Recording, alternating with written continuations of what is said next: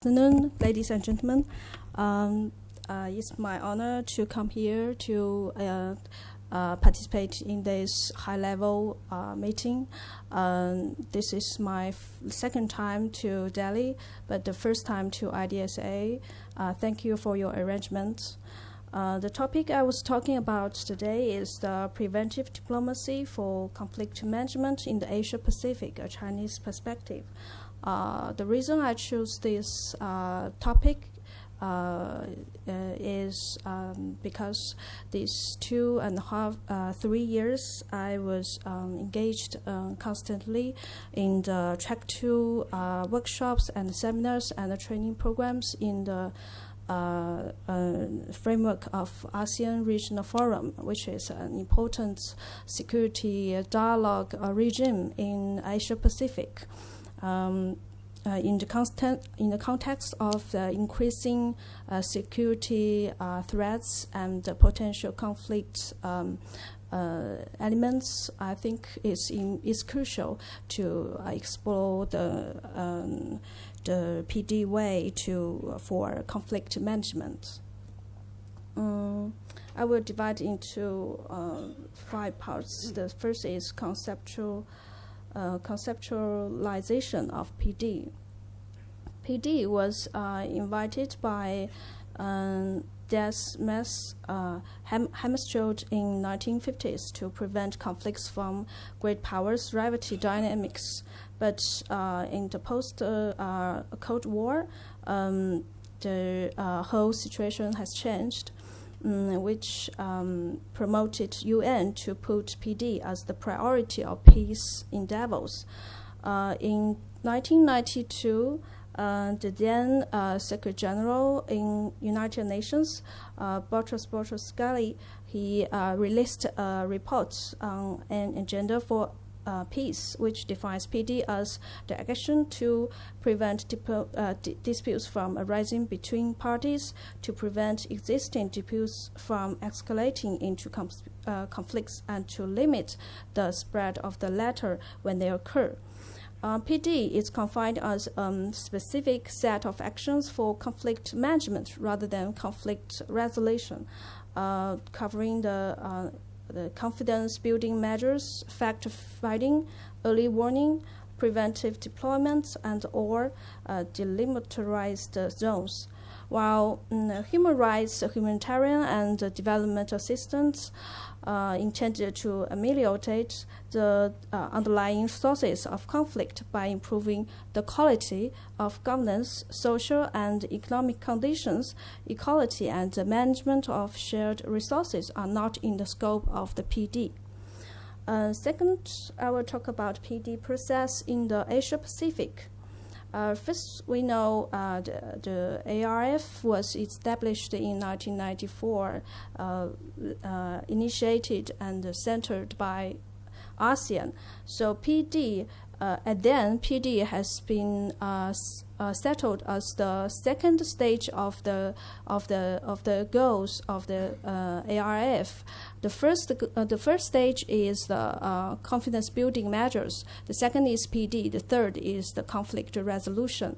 So PD institutionalized in ARF, not led by major powers in the region, but ASEAN. This is very unique development in Asia, which is paralleled with the regional cooperation process in East Asia, like TEMPA 3, TEMPA 1, EIS, ADMM+, which are all recognizing ASEAN's centrality. The second is consensus and controversy on the concept of PD. Both exist. In 2001, the ARF concept and the principles of PD has been adopted. A general consensus on the definition of PD has reached. The definition is PD is consensual diplomatic and political action taken by sovereign states with the consent of all directed involvement parties to help prevent disputes and to prevent the disputes to become to spread, something like that. But we can see the difference between the UN definition and the IRF definition. They are a little different on the coverage of the PD action. In 2011, ARF also released a preventive diplomacy work plan, which outlined priority fields of PD. We can see this table shows the normative controversy in ARF, especially in ASEAN, China, and US. We can see ASEAN, China hosts almost the same views on these elements of PD, like principles, actor, target, stage, tool, decision-making, and a key factor of success, but are so different with the US. We can see principles. ASEAN and China host the non-interference, but US hosts the effective intervention. Action, China and ASEAN host that this should be taken by regional or international organization and parties to the controversy, but U.S. think other non-state actors should also play a role in it. And targets, U.S. think we should also take PD on the internal conflicts. And the stage, the U.S. has broader view on this. They think that unstably peaceful phase of a crisis or conflict should also taken by PD, and others like tools is more comprehensive. But China and ASEAN think they should only focus on the diplomatic tools. And about the key factor of success, U.S. think the great power coordination should be the key to the success, but China and ASEAN think that trust and confidence should be the number one task of PD.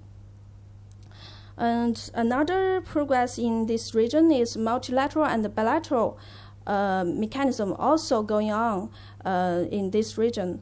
For example, China and ASEAN's negotiation on the guideline of COC, China and the claimants in the South China Sea eased their tensions through PD. Special representative talks on China-India boundary question to maintain peace since 1962 along the border, and standoff in Donglang area finalized by constantly diplomatic communications. It can also be looked as PD progress. Third part, I will talk about try to assess the PD's role in the region. PD as a policy tool is widely utilized in conflict management in this region. However, the success of PD relies on many factors. When we talk about the success of PD, we usually take it that the PD doers manage to stop in a conflict or prevent a conflict from escalating into violence. But this does not imply that underlying causes of the conflict are to be resolved. I listed there are four important factors on the success of PD in this region. First is great power interest in the conflict. Amanda Huang and Ralph Amos has released a paper, and they said the more great powers have interest in the outcome of the conflict, whether directly or indirectly, the lower the likelihood of PD success.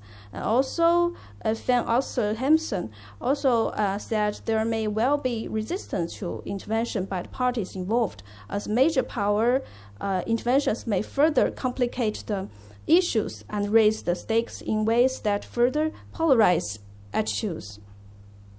Second is the perceived legitimacy of the third party of PD. Also, Ralph Amos, they said the greater the perceived legitimacy of the actor, the higher the likelihood of success. ARF as the main security mechanism for PD in this region still has not built enough legitimacy to intervene in violent conflicts, while UN's role is still highlighted in violent conflicts, especially between small states, like UN's mediation in Thailand, Cambodia conflict on the temple. The third one is nature of agreement being sought. Negotiation in violent conflicts. The more additional parties there are to the dispute, the lower the success of the negotiation, according to Richard Jackson in 2011. The fourth one is the domestic politics. When we look at the Asian countries, there are many countries which are very unstable internally. So PD is in this region is mainly promoted by sovereign state. The domestic politics is also important factor in PD process for conflict management. Take the South China Sea dialogue as an example. A lot of stakeholders who think they have relevant interests in this issue make the PD attempt on South China Sea issue a mixed results. On one hand, more parties attempt to intervene into the negotiation between China and claimants, which only complicate the situation and make it more difficult to reach an agreement on this issue. On the other hand, South China Sea dialogue between China and ASEAN on COC, bilateral negotiations between China and claimants on concrete disputes by the approach of dual track maintained the relative peace in this region.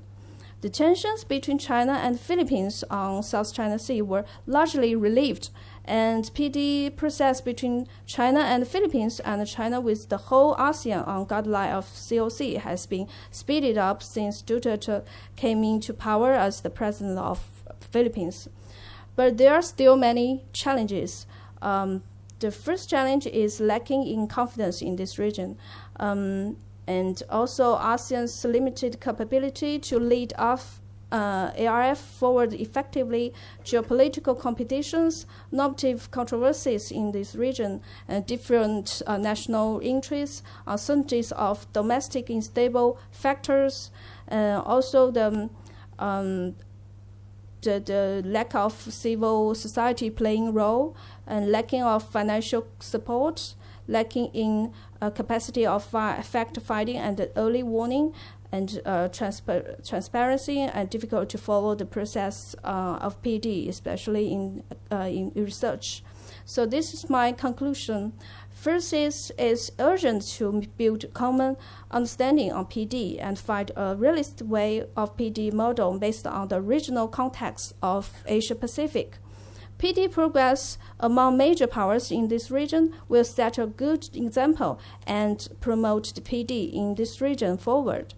The third one is Asian values should provide ideational basis for PD practice, while effective monitoring tools developed in the West could be introduced and utilized as well.